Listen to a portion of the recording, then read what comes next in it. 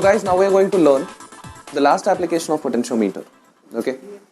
So guys, इस lecture में हम सीखेंगे लास्ट एप्लीकेशन ऑफ पोटेंशियोमीटर. इस एप्लीकेशन में हम लोग सीखने वाले हैं हाउ टू फाइंड या फिर how to determine internal resistance of any cell with the help of potentiometer.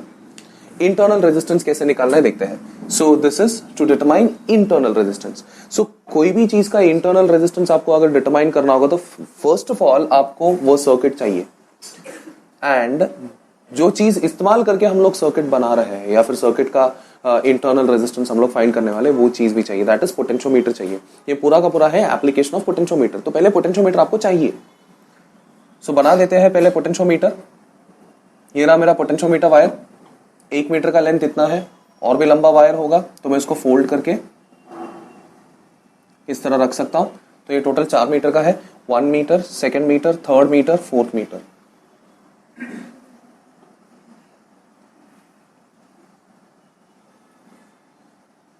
ये रहा आपका रेयोस्टैट. ये रहा आपका ड्राइविंग सेल जिसमें इंटरनल रेजिस्टेंस स्मॉल आर होगा. लेट मी से यहां से करंट फ्लो हो रही है. This current flow is I. Through out current flow हो रही है. अब मैं वो सेल कंसिडर करता हूं, वो सेल कनेक्ट करता हूं जो जिसका मुझे इंटरनल रेजिस्टेंस फाइंड करना है.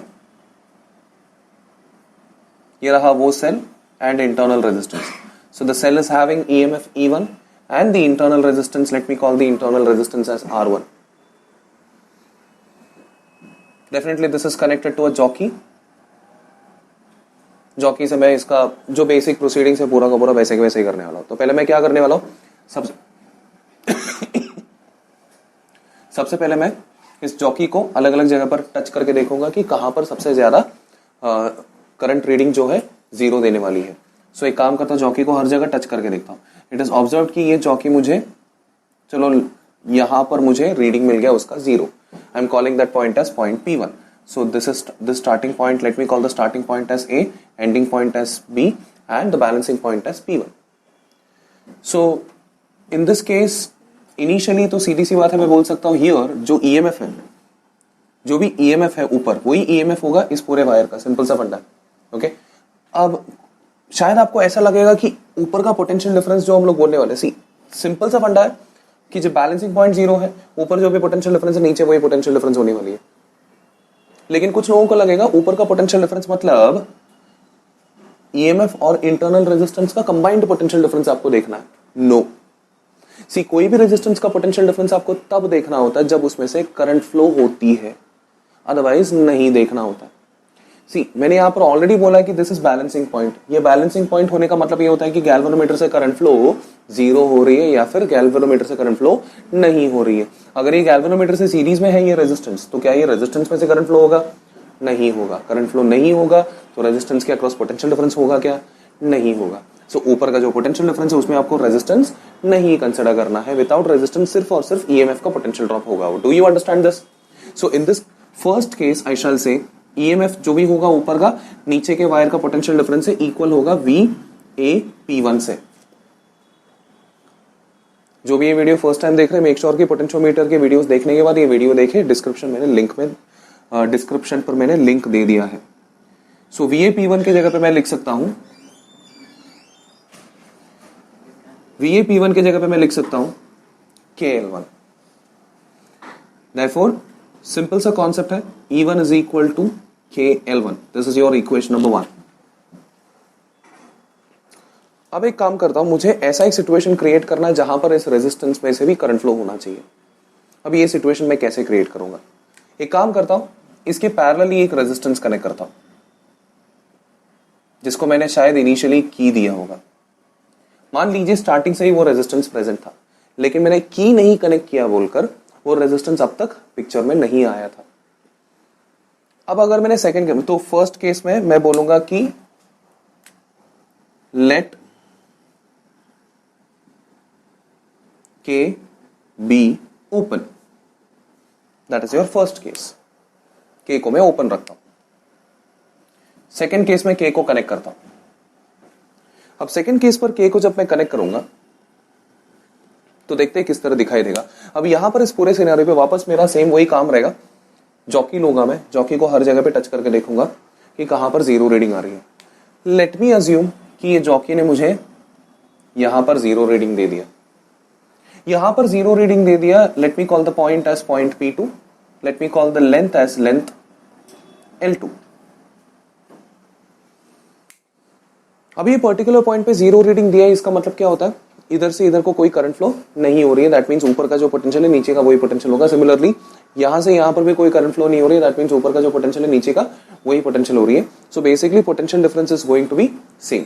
अब इस बार जो मैं पोटेंशियल डिफरेंस कंसीडर कर रहा हूं, that potential difference will be across the resistor या फिर across the whole unit. So इस बार जो मेरा वैल्यू रहेगा, आई शैल से आफ्टर कनेक्टिंग के को कनेक्ट करने के बाद जो ऊपर का पोटेंशियल डिफरेंस होगा नीचे का वही पोटेंशियल डिफरेंस होगा. V will be equal to VAP2. VAP2 के जगह पे लिख सकता हूं KL2. सो सेकेंड सिनारियो में आ जाएगा V is equal to KL2, equation number 2. अब एक काम करता हूं, इक्वेशन 1 और 2 को मैं डिवाइड करता हूं. Equation 1 is divided by equation 2. This will give me E1 upon V is equal to L1 upon L2. अब यहां पर मेरा आंसर तो बिल्कुल भी मुझे नहीं मिला. What am I suppose to find? I am suppose to find this internal resistance. मुझे तो अभी तक सिर्फ पोटेंशियल डिफरेंस के बारे में एक बेसिक आइडिया मिला है, नथिंग अबाउट रेजिस्टेंस. अब मुझे पोटेंशियल डिफरेंस से रेजिस्टेंस तक उतरना है.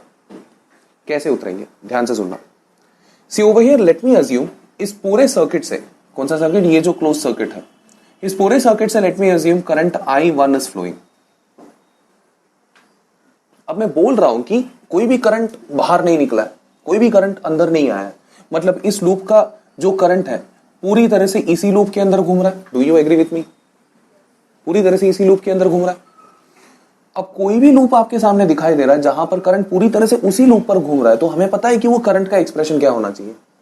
इन दिस केस ये करंट का एक्सप्रेशन जो I1 है, I1 का एक्सप्रेशन होगा total EMF upon total resistance, जिसमें से मैं ये पता कर सकता हूं कि E1 की जगह पे मैं लिख सकता हूं I1 multiplied by R plus R. And similarly ये जो पोटेंशियल डिफरेंस है, ये पोटेंशियल डिफरेंस V की जगह पे लिख सकता हूं I1 multiplied by R according to Ohm's law. Do you agree? So Ohm's law के हिसाब से मैं लिख सकता हूं V is equal to I1 multiplied by R. अब सब्स्टिट्यूट करता हूं, यहां पर सब्स्टिट्यूट अगर कर दिया, so the equation becomes over here I will be having I1 multiplied by R plus R upon I1 multiplied by R L1 upon L2. I1 gets cancelled. मुझे क्या फाइंड करना था, क्या फाइंड करना था हमें? The value of internal resistance. The value of internal resistance that is ये R1 find करना था मुझे, small R1.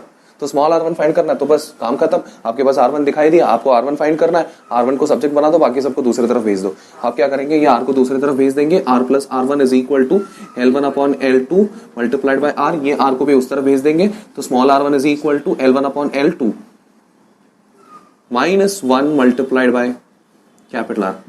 This is your formula. इसी फॉर्मूले को मैं एक और तरीके से लिख सकता हूं. Since we know that L1 upon L2 is equal to E1 upon V, therefore this formula can also be written as internal resistance will be equal to E1 upon V minus 1 multiplied by capital R. यहाँ पर एक clarification मैं आपको देना चाहता हूं. आपने observe किया होगा जब ये रेजिस्टेंस नहीं था, ओनली EMF था, तो मेरा लेंथ जो है, मेरा नल पॉइंट जो है वो बड़ा था. जब ये की कनेक्ट किया तो नल पॉइंट ऑटोमेटिकली छोटा हो गया, बिकॉज जब ये की नहीं था, जब ये रेजिस्टेंस नहीं था, जो भी इक्वेशंस में बना रहा था वो सिर्फ और सिर्फ E1 के लिए था, that was EMF. And key connect करने के बाद मैंने एक potential difference across one resistor के लिए बनाया. एंड हमें पता है कि कोई भी सर्किट के अंदर EMF का ही पोटेंशियल डिफरेंस सबसे ज्यादा होता है. EMF का पोटेंशियल डिफरेंस ज्यादा है, इसलिए उसका करस्पॉन्डिंग लेंथ भी ज्यादा होगा. V जो है एक करस्पॉन्डिंग रेजिस्टर के अक्रॉस पोटेंशियल डिफरेंस है, जो EMF से कंपैरेटिवली कम ही होगा. इसी वजह से उसका करस्पॉन्डिंग लेंथ भी कंपैरेटिवली L1 से छोटा होगा. So this is how you find और determine the value of internal resistance with the help of potentiometer. Thank you.